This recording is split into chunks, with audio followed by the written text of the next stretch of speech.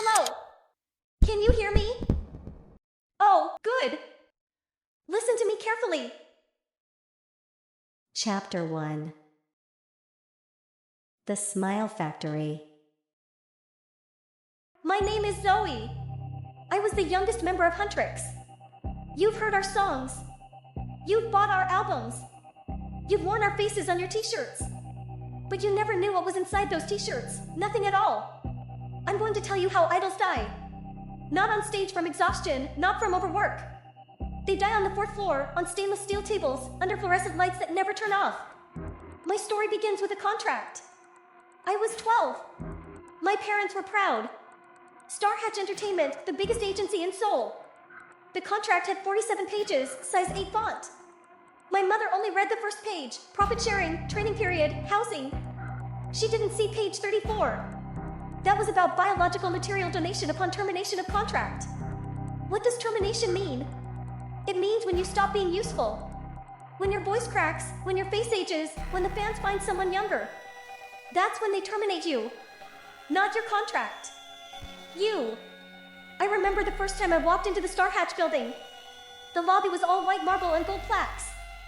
The receptionist had the widest smile I'd ever seen. Later I learned that smile wasn't hers. It was taken from a trainee who cried too much. They kept the smile, threw away the rest. For 3 years I trained. 14 hours a day. Dance, vocal, acting, diet. We were 9 girls in the debut team. Every month, one disappeared.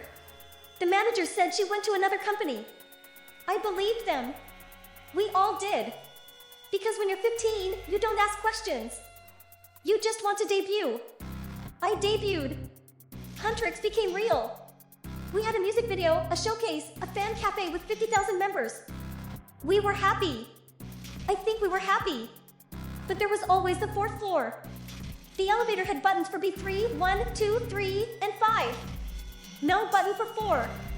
The stairs went from 3 to 5. Floor 4 didn't exist. That's what they told us. But one night, I forgot my phone in the practice room.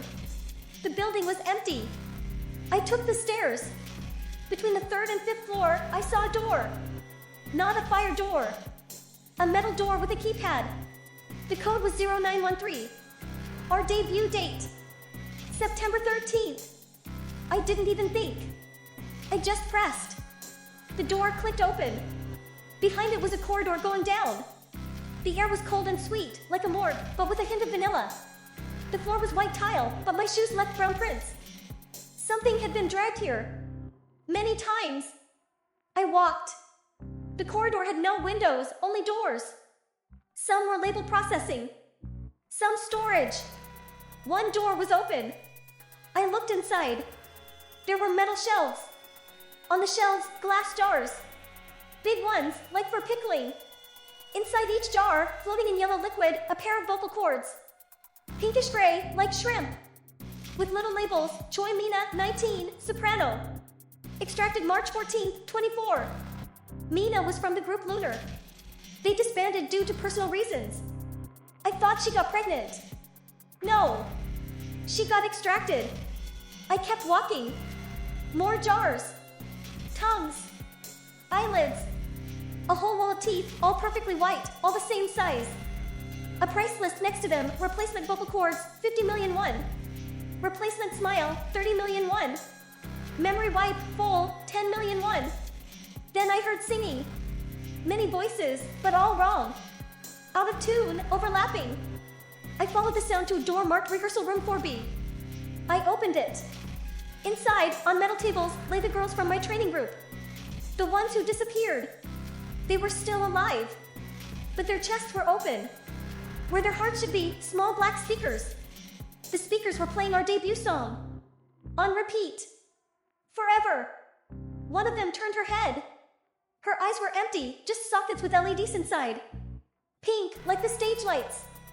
She opened her mouth. No tongue. But a voice came out anyway, from the speaker in her chest. Zoey, help us. I ran. I ran back to the corridor, back to the metal door. But the keypad was gone. In its place, a handprint scanner. And my handprint was already registered. I heard footsteps behind me.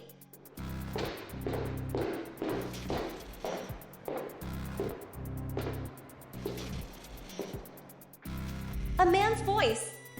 Calm. Familiar. Zoey, you weren't supposed to see this until your contract renewal. He was smiling. And I recognized that smile. It belonged to a girl named Sana from the trainee group. She went home to visit her grandmother 2 years ago. He said, "Don't cry, Zoey. You're the most talented one. We'll keep your eyes. I promise." That's where the recording begins. I hid my phone in my sock. I don't know if anyone will ever hear this. But if you do, never sign the contract. Never go to the 4th floor. And if you see a smile that looks too wide, run. Chapter 2. Voice from the speaker. I ran. I ran until my lungs burned. The corridor split into 3 paths. No signs. Only the sound of my own heartbeat and something else. A song. Our song. The debut track. But it was wrong. The tempo was too slow, the pitch too low, like a music box running out of batteries. I followed the sound. It came from behind a door marked vocal processing, final stage. I opened it. Inside, Rumi and Mira sat on metal chairs. Their eyes were open but empty. Their chests open too. Small black speakers pulsed where their hearts used to be. "Zoey," they said together. Their voices came from the speakers, not their mouths. The sound was distorted, like a broken radio. "We've been waiting for you. The CEO said you'd come." I backed away. Rumi stood up. Her limbs moved like a puppet on strings, jerky, mechanical. She wore the same outfit from our last concert, a silver corset with chains. But the chains were rusted now. Something black dripped from under her nails. "Don't be afraid," Mira said. Her voice crackled. She lifted her hand. Her fingers were sewn together at the webbing, like a doll poorly repaired. "We're still your friends. Just upgraded." I tried to run, but the door slammed shut. A metal bar slid across it. From the shadows, V-Ma stepped forward. He was wearing a white lab coat over his usual suit. In his hand, a tablet showing my contract. "Zoey," he said softly. "Your sisters agreed to the upgrade. Look how happy they are." He tapped the tablet. Rumi and Mira opened their mouths. No tongues. Only pink LEDs glowing inside. "We can do the same for you," he continued. "You'll never age. Never lose your voice. You'll perform forever. All we need is your signature." I screamed, but no sound came out. My throat was dry, my vocal cords frozen. Rumi tilted her head at an unnatural angle, almost 180 degrees. "She's scared," she said. I remember being scared. Then they took my fear. Now I feel nothing. Mira reached for my arm. Her grip was ice cold. "They'll take your tears first. They sell them as emotional essence for the fans. Did you know that? Every time you cried on stage, it was bottled." I pulled away. Her hand came off, her entire hand. It stayed attached to my sleeve, still gripping. Mira looked at her wrist. Wires and cotton stuffing spilled out. "Oh," she said. "I need maintenance." V-Ma sighed. "You see, Zoey? They're falling apart. We need fresh parts. Your parts." He pressed something on his tablet. Rumi and Mira lunged at me, not running, but gliding, their feet barely touching the floor. I dodged and grabbed a fire extinguisher from the wall. I sprayed it at them. White foam covered their faces. They didn't blink. They didn't even stop. The foam mixed with the black liquid from their chests. "Don't make us hurt you," Rumi said. Her jaw unhinged like a snake's. Inside her throat, a microphone. "We just want to keep you here. With us. Forever." I smashed the fire extinguisher against the door. The metal bar bent. Once, twice, 3 times.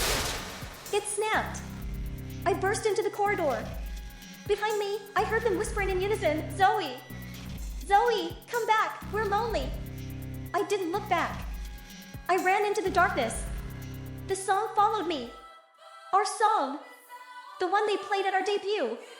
But now I knew the truth. It was never our song. It was their lullaby. And they've been singing it for years, waiting for me to join the choir. Chapter 3. Spare Parts Store. I ran until my legs gave out. I fell against a wall, gasping for air that tasted like bleach and rust. The corridor stretched endlessly in both directions. White tiles, flickering lights, the hum of electricity. No Rumi. No Mira. No Vima. Just me and the silence. But not complete silence. Somewhere far away, a machine beat. Steady. Slow. Like a heartbeat monitor in an empty hospital. I pushed myself off the wall and looked around. A row of metal doors, all painted gray, all with small wire-reinforced windows. Most were unlabeled. But one door caught my attention. A handwritten sign in black marker, biomaterials, sorting and storage. My hand trembled as I reached for the handle. I didn't want to open it. But my feet moved on their own. I had to know. The door opened with a low creak. And the smell hit me like a wave. Formaldehyde. Sweet and sharp, stinging my nose and throat. I coughed. My eyes watered. Inside, the room was enormous, bigger than I expected. Shelves stretched from floor to ceiling, row after row. Thousands of glass doors. All sizes. All filled with pale, floating things. I walked in. My footsteps echoed on the white tile floor. Each step seemed louder than the last. The first shelf, jars with vocal cords. Pinkish gray, like pieces of raw shrimp, suspended in yellow liquid. Next to them, jars with tongues. Some had piercings, tiny silver rings. I recognized those piercings. They belonged to a trainee named Hannah. She left the company last year. To pursue her studies, they said. I kept walking. Jars with eyelids. Eyelids with fake eyelashes still attached. Jars with teeth, hundreds of them, sorted by size. Jars with fingers, each nail painted a different color. I stopped breathing. Then I saw the faces. Row after row of glass jars, each containing a human face. Eyes closed, expressions frozen. Some were young. Some were older. All had labels with names, dates, and the word extracted. One face was familiar. Mina from Lunar. She had been my senior trainee. She taught me the choreography for our first evaluation. Her face looked peaceful, as if she was sleeping. The label said, Mina Lunar, extracted March 14th, 24, reason, age. I wanted to look away, but my eyes wouldn't obey. I forced myself to move. Deeper into the room. And then I saw it. A jar on the middle shelf. Not a face I knew from someone else. It was my face. A perfect copy of my face. Same cheeks. Same lips. Same tiny mole near my left eye. It was smiling. The label read, John Zoey, backup, stage face number 2, created March 12, 25. 3 months ago. Before my last comeback. They had already prepared a replacement. I raised my hand and touched my own cheek. My skin felt hot. Too hot. And something was wrong. It didn't feel like skin anymore. It felt thicker. Smoother. Like a mask. I turned away from the shelf and saw a metal cabinet. Its door was a full-length mirror. I stepped closer. The reflection showed a tired girl in ripped jeans and a black crop top. For a moment, everything seemed normal. Then I saw it. A thin crack on my left cheekbone. Not a scar, a crack. Like porcelain. Like a mask that was about to break. I touched it with my fingertip. The surface was hard and cold. Not skin. Not flesh. Plastic. I pressed harder. A small piece of the cracked layer lifted off. Underneath, nothing but smooth, gray material. No blood. No muscle. Just plastic. A voice came from the ceiling.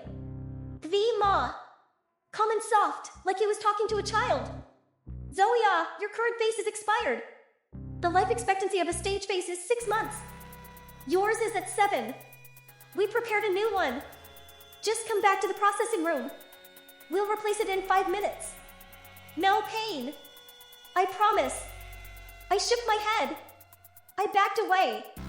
My reflection in the mirror, the crack grew longer, spreading down to my jaw. I don't want a new face. I screamed. V-Ma sighed. You don't have a choice. Read your contract, clause 34, subparagraph 2, artist's image, including facial features, skin texture, and all associated biological trademarks, is the sole property of StarHatch Entertainment. The company reserves the right to replace, modify, or discard any part of the artist's appearance at any time without notice. I punched the mirror. Glass shattered across the floor. But behind the broken mirror, there were no shelves. Instead, a hidden compartment. More jars. All labeled with my name. Zoey, left eye, backup. Zoey, vocal cords, spare. Zoey, skin, full set. Zoey, tears, bottled. A whole shelf of me. Spare parts. I grabbed a jar with my own eye, staring back at me, and threw it against the wall. Glass exploded. Liquid splashed. The eye bounced on the floor and rolled to my feet, still staring upward. I didn't look back. I ran out of the room, down the corridor, anywhere away from that place. But with every step, I felt my face cracking more. Chips of fake skin flaked off my cheek, tinkling on the floor like broken eggshells. Underneath, smooth, gray, featureless plastic. I wasn't a person anymore. I was a doll. A mannequin. A collection of spare parts waiting to be replaced. And somewhere in this building, locked in a dusty jar on a forgotten shelf, my real face, the one I was born with, sat in yellow liquid, waiting to be thrown away. Chapter 4. The final track. I ran until the corridor ended. A dead end. No doors, no windows. Just a blank gray wall and a single speaker in the ceiling. The speaker crackled. Then V-Ma's voice filled the air. Zoey, you can't run forever. You're only making this harder for yourself. I pressed my back against the wall. My chest heaved. My face, what was left of my real face, felt numb. The crack on my cheek had grown wider. I could feel the edge of it with my tongue. Smooth. Plastic. I'm not signing anything, I whispered. The speaker laughed. Soft. Paternal. You already signed, Zoey. Your mother signed for you. The contract is binding. You just didn't read the fine print. A section of the wall slid open. Behind it, a recording studio. Glass panels. A mixing board. And in the center, a single metal chair with leather straps on the armrests. A microphone hung from the ceiling, pointing at the chair. Please, V-Ma said. Take a seat. I didn't move. Two figures stepped out of the shadows behind me. Not Rumi and Mira. Different ones. Girls I didn't recognize. Their eyes were empty. Their mouths stitched shut. They grabbed my arms. Their grip was ice cold. They dragged me into the studio and forced me into the chair. Leather straps tightened around my wrists. Around my ankles. I couldn't move. Good, V-Ma's voice came from the speakers again. Now, let's talk about your voice. You have one of the best ranges in the industry. 3 octaves. Perfect pitch. Do you know how much that's worth? I didn't answer. About 2 billion won. Per year. From commercials, ringtones, streaming. Your voice is a gold mine, Zoey. And gold mines don't run dry. Unless the miners are careless. A door opened. V-Ma walked in. He was wearing a white lab coat over his suit. His pink hair was slicked back. He carried a tablet and a small velvet box. Your vocal cords are starting to show wear, he said. The doctor recommended replacement. But I told him no. Not yet. I wanted to ask you first. He opened the velvet box. Inside, 2 small, pinkish gray objects. Vocal cords. Preserved in a thin layer of gel. These belong to your mother, he said softly. She was a singer too, before she had you. Beautiful voice. She donated them to the company when she retired. We've been keeping them for you. I stopped breathing. Your mother is in the building, Zoey. On the 3rd floor. She works in accounting now. But she still asks about you. She still cries sometimes. She misses your voice. My eyes filled with tears. Sign the contract extension, and we'll give you her vocal cords. You'll sing with your mother's voice. Imagine the fans. Imagine the stories. It would be beautiful. I shook my head. You're lying. V-Ma sighed. He tapped his tablet. A screen on the wall flickered to life. A live video feed. A woman in her 40s, sitting in a small gray room. She wore a StarHatch employee badge. Her hair was the same color as mine. She was crying. Mom? I whispered. She looked up at the camera. Zoey? Baby, is that you? Vima smiled. She's been here the whole time. We take good care of her. But her contract ends next month. After that, well, you know what happens to expired employees. The video cut off. Sign, he said. And your mother goes free. Your voice becomes immortal. You both live. He placed the contract on a table next to the chair. A pen lay beside it. I looked at the pen. I looked at the velvet box with my mother's vocal cords. I looked at the camera, now dark. No, I said. Vima raised an eyebrow. No? You're going to kill her anyway. Like you killed Mina. Like you killed Sana.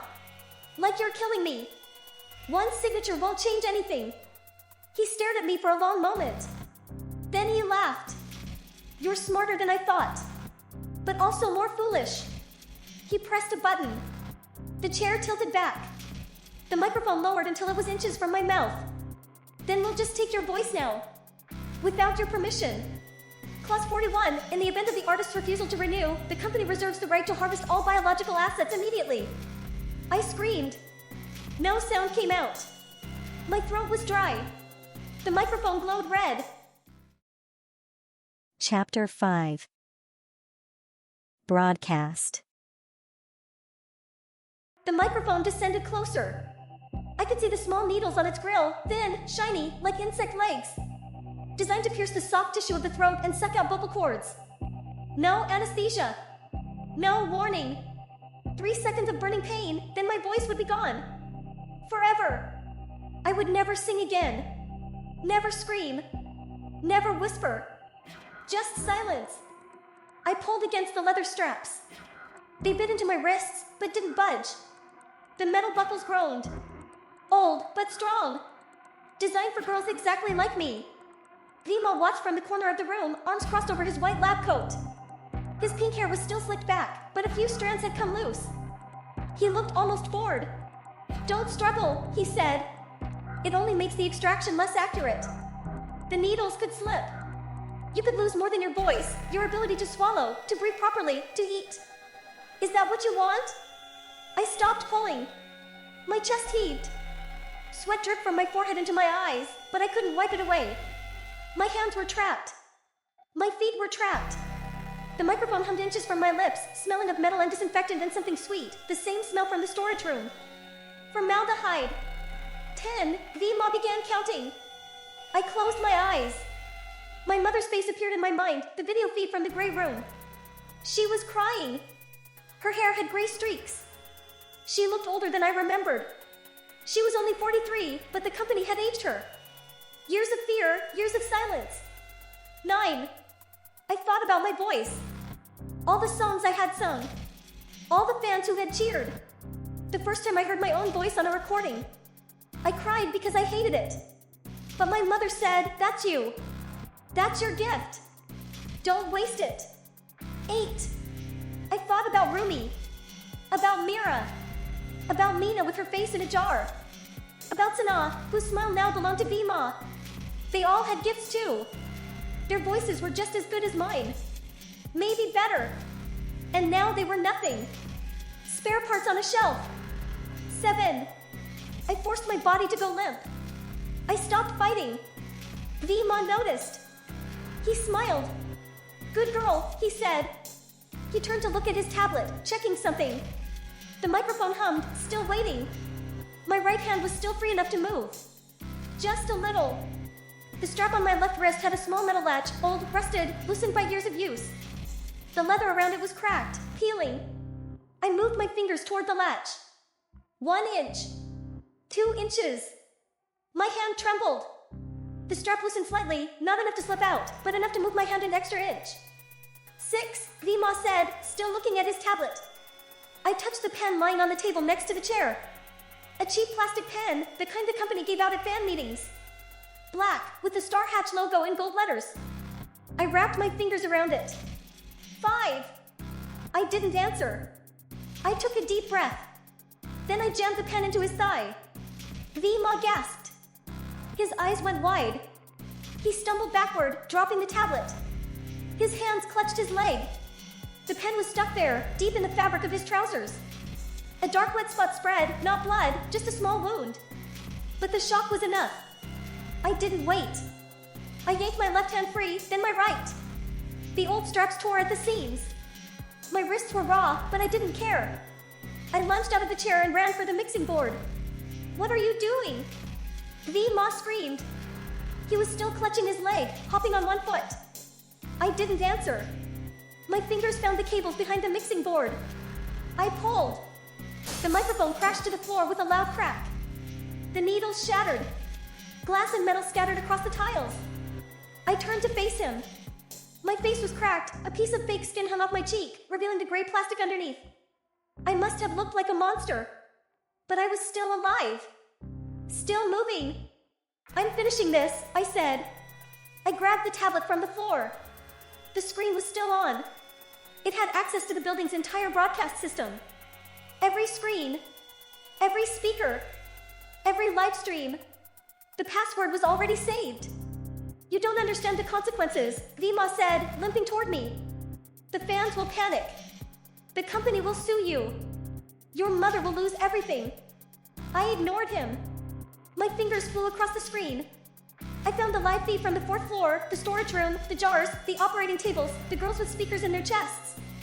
I routed it to every screen in the building, including the giant LED wall on the main stage. Ma lunged at me. I dodged. He crashed into the mixing board. I ran out of the studio, down the corridor, back toward the main hall. Behind me, alarms blared. Red lights flashed. "Lockdown! She's heading to the broadcast hub. Stop her!" I ran faster. My lungs burned. But I knew the way.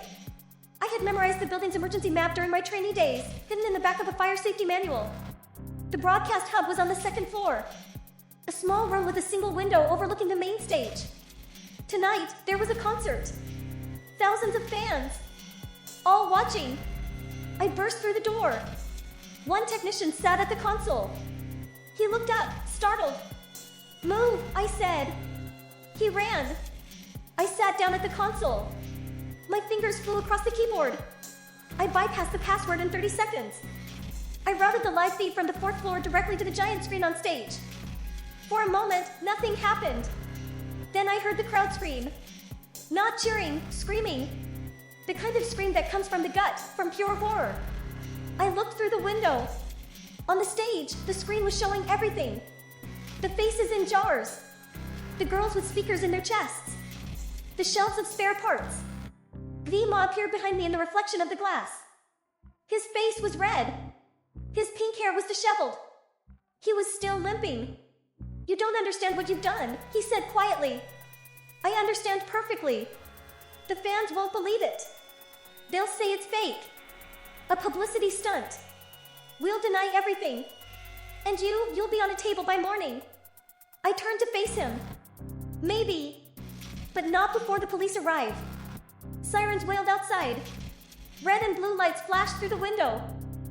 Ma looked at the lights, then at me. Then he smiled. It was the same smile that belonged to Sana, too wide, too perfect, too empty. "This isn't over, Zoey. This is just the first verse. The song has many more verses." He walked to the door and disappeared into the darkness. I sat back in the chair. My body was shaking. My face was falling apart, more pieces of fake skin flaked off onto the console. But I had done it. I had shown them the truth. Chapter 6. Eternal Debut. Police stormed the building an hour later. I watched from the window of the broadcast hub as they flooded the main hall, officers in black vests, flashlights sweeping the walls, shouting commands. They found the 4th floor. They found the storage rooms. The jars. The bodies. The girls with speakers in their chests, still humming the debut song. They found Rumi and Mira. They were still sitting on their metal chairs, still wearing their stage costumes, Rumi in her silver corset, Mira in her red dress. Their eyes were open. Their chests were open. The small black speakers pulsed with a faint glow, playing the same 3 notes over and over. A young officer turned away and vomited against the wall. Another officer, older, harder, called for backup. They sealed the room with yellow tape. But they didn't find Ma. His office was empty. His computers were wiped. His desk was clean, except for a single sheet of paper. A contract. My contract. The original one, the one I signed when I was 12, the one my mother signed for me. It had a new clause added. Handwritten. In red ink. Clause 47, in the event of the artist's breach of confidentiality, all biological materials become the property of StarHatch Entertainment, effective immediately. The artist's face, voice, and likeness will be reassigned to a new trainee. The artist will be erased from all records. No legal recourse. No appeal. No mercy. I stared at the paper. My hands were shaking. A detective stood beside me, a young man, maybe 25, with kind eyes. He looked horrified. He had just seen the storage rooms. He had just seen the jars. Don't worry, he said. This isn't legal. You can't sign away your own body. We'll protect you. We'll put these people in prison. I wanted to believe him. I really did. 3 days later, the news announced that StarHatch Entertainment had filed for bankruptcy. The CEO was wanted for questioning, but his whereabouts were unknown. The building was sealed. The evidence was cataloged. The victims, those who were still alive, were taken to hospitals. I was one of them. The doctors removed the rest of my fake face. Underneath, they found the gray plastic shell. Underneath that, nothing. No muscles. No bones. Just wires and small servos connected to my nervous system. I had been hollowed out years ago, piece by piece, replaced with cheaper and cheaper parts. The doctors said I would never fully recover. My real voice was gone, extracted sometime during my last surgery while I was under anesthesia. They had replaced my vocal cords with a cheap synthesizer. I could still speak, but my voice sounded mechanical. Robotic. Like a broken music box. I wasn't human anymore. I hadn't been human for a long time. The hospital room was small. White walls. A single window overlooking a gray courtyard. A nurse came to check on me every few hours. She had pink hair. I didn't notice at first. I was too tired, too medicated. One night, she came in with a tray of food. Jelly, broth, a cup of water. She set the tray on the bedside table and smiled. "Time for your medicine," she said. Her smile was too wide. I recognized it. "Sana?" I whispered. She leaned closer. Her eyes were empty, the same empty eyes as Rumi and Mira. No pupils. Just dark glass. "Don't worry, Zoey," she said. "You'll debut again. A new group. A new face. The fans are waiting. They've been asking about you. Hashtags. Tribute videos. Streaming parties. They want you back." I tried to scream. My mouth opened, but no sound came out. The synthesizer in my throat crackled and sparked, but nothing else. Sana, or whoever she was now, turned and walked to the window. On the windowsill, there was a glass jar. I hadn't noticed it before. Inside, floating in yellow liquid, was a face. My face. The real one. The one I was born with. It was smiling. "The surgery is scheduled for tomorrow morning," she said. "You won't feel a thing. When you wake up, you'll be Yuna. 16 years old. Dark hair. A small mole near your left eye. The fans will love you." I tried to move, but my body wouldn't respond. The wires and servos were failing.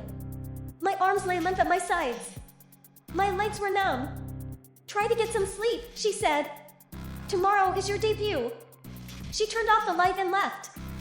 I lay in the darkness, staring at the ceiling. Outside, I could hear the faint sound of music, a song I recognized. Our debut track. The one Rumi and Mira had been humming on their metal chairs. It was playing from the speakers in the courtyard. A lullaby for the dead.